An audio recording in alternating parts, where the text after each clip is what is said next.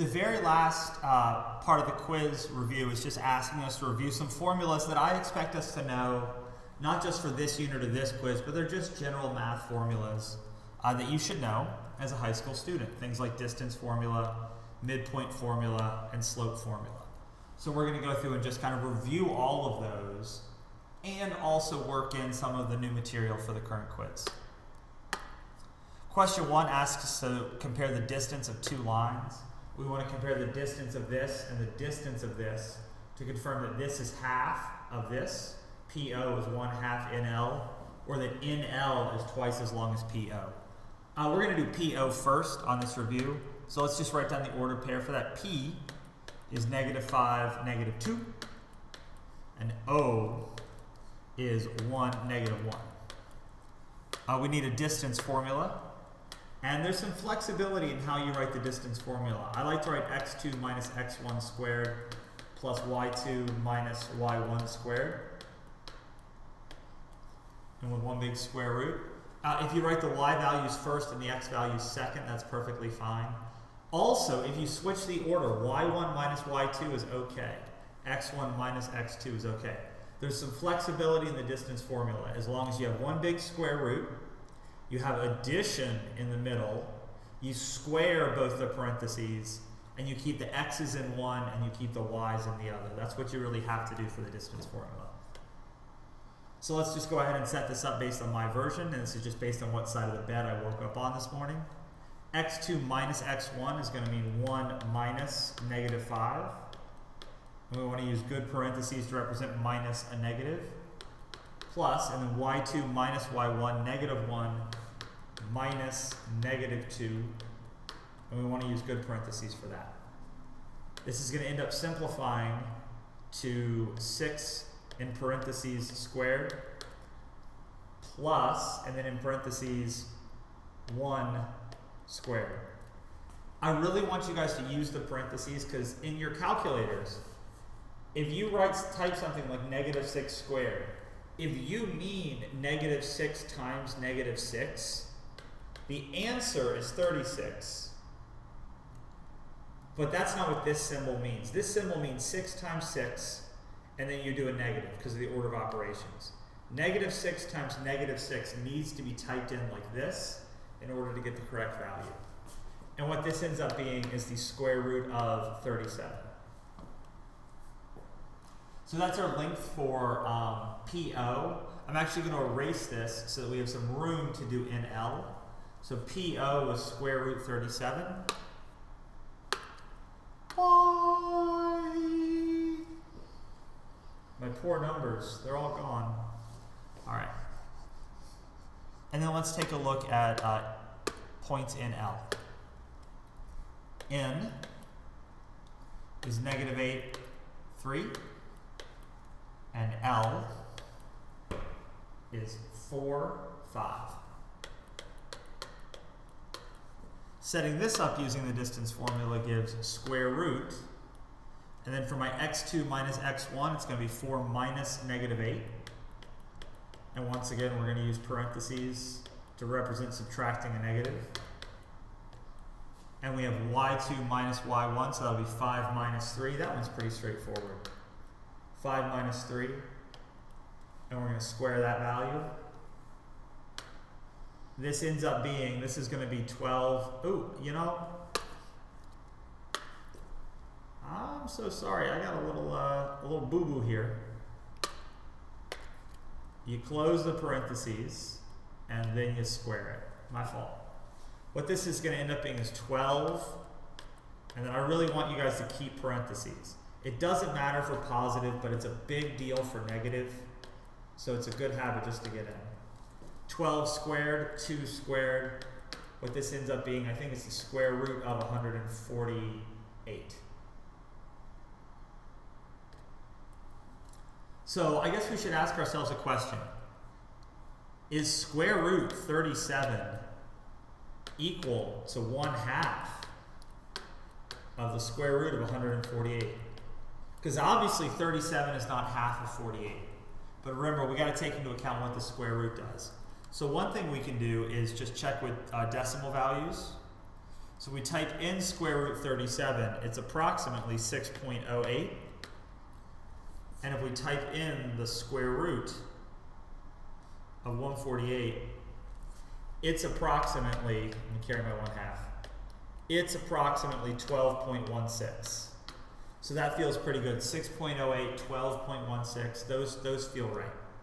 The other thing that we can do is we can actually take something like the square root of 148, and I know I'm getting a little sidetracked here, but I want you guys to see this.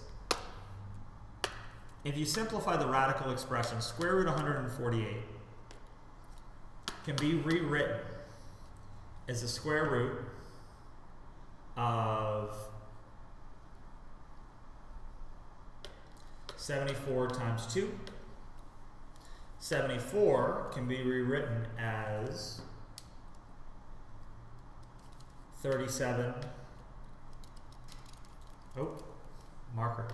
37 times 2, and then we have that times 2, and then hey look, we got our buddy pair. We're going to bring one out, we're going to cross out the other one, and that's 2 square root of 37, or in other words, twice as much as the square root of 37. So a little distance formula practice. For the quiz, you need to know the distance formula. You need to memorize at least one version of it, know how to set it up correctly using parentheses, and know how to work through it correctly. Don't do stuff on your calculator. If you get to -5 squared and you type this into your calculator is going to give you -25, because this does not mean -5 squared. This means 5 squared multiplied by -1. So please, please, please, distance formula, parentheses before squaring, always, always. All right, I'm going to clear kind of the bottom sections of the screen. And we'll do the last couple of problems. They'll be a little bit quicker because distance formula is certainly the longest of those calculations. We need to use the midpoint formula to verify that Q is indeed the midpoint of NL. So first we got to know what the midpoint formulas are, what N and L are. In L we already have written down. So midpoint formula, pretty straightforward. y1 plus y2 over 2. A good way to remember this formula is to remember that mid is the same thing as average. For two numbers. If you have more than two numbers, obviously that's not necessarily true.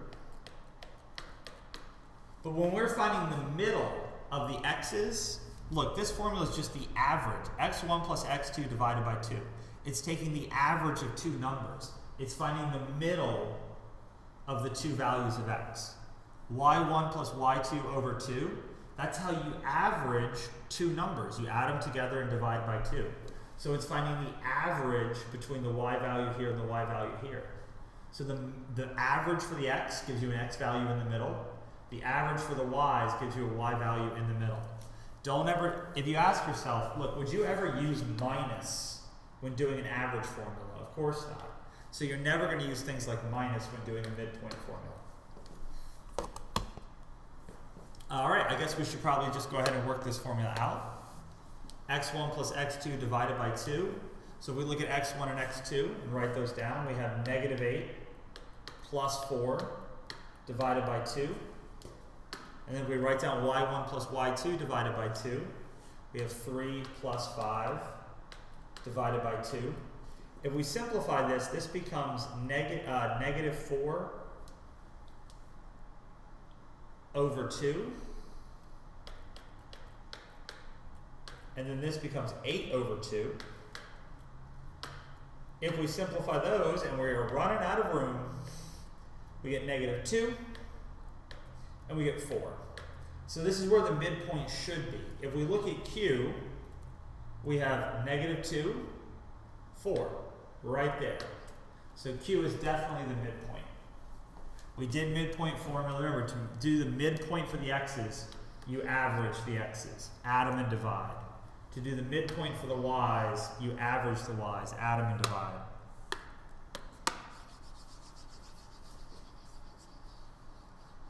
if you're upset that I'm erasing, remember it's YouTube. You can go backwards. We have to use the slope formula to verify that QP is parallel to segment LM. So I guess we got to find the slope for QP, and we got to find the slope for LM. Slope formula, there's not quite as much flexibility as distance formula. It has to be rise in the numerator, it has to be run in the denominator. This is pretty much how everybody writes the slope formula. You can switch the order of the numerator as long as you switch the order of the denominator. So you could say y1 minus y2 as long as you do x1 minus x2. But honestly, that's a pretty unusual way of doing it. For slope formula, there's more or less one standard kind of way to express that, and I really want you to write it this way. So let's just apply this to P and Q. And, oh, by the way, we're doing question 3. Right? We're on question 3. I'm just using all the room. For P and Q, we need y2 minus y1. So 4 minus negative 2, right? A y value of 4, a y value of negative 2. So 4 minus negative 2. And we want to be using parentheses. And then x2 minus x1. So we're calling this number 2 and this number 1. So our x value is negative 2. Our x value is negative 5. So negative 2 minus negative 5. And once again, we want to use good parentheses. This ends up being plus, so we get a 6. And this actually ends up being plus as well. So we have negative 3 plus 5, so this is a 3. In other words, the slope is 2 over 1, or 2. And look, we can check that to make sure it makes sense. This means 2 over 1. So 2 over 1, perfect. 2 over 1, perfect. 2 over 1, perfect, right? Slope just tells you how the pattern works for the blocks.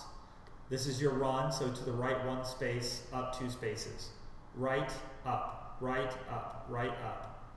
So we feel good about our slope at 2. Now we just need to confirm that this has a slope of 2. And look, let's do this one visually first. If we go over 1, up 2, over 1, up 2, over 1, up 2, over 1, up 2, over 1, up 2, over 1, up 2, it really seems like the slope there is 2. So let's just do the calculation because it does say use slope formula and verify. So we're going to do our y2 minus y1. We're going to treat L as 2. Let's treat M as point number 1. So the Ly value is 5 minus, and then the My value is negative 7.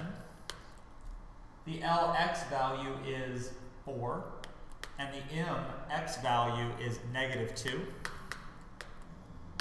Do a little simplification. The numerator becomes plus, and we have a 12. The denominator becomes plus, and we have a 6.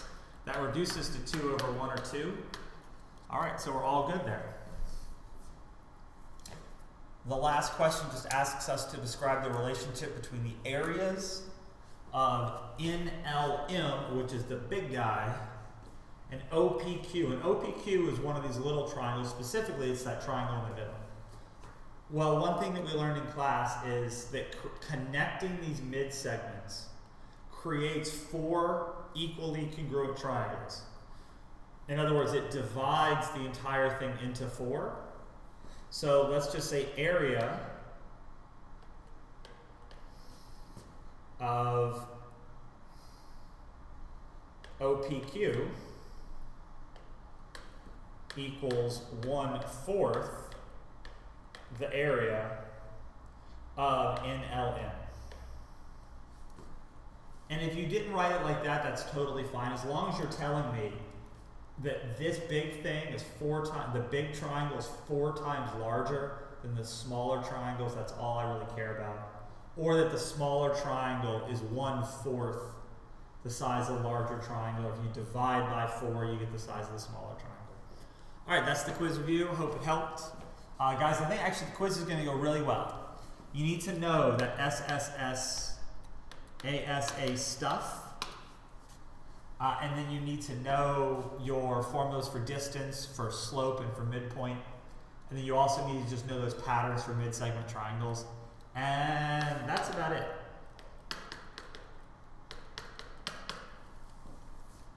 All right, thanks for watching.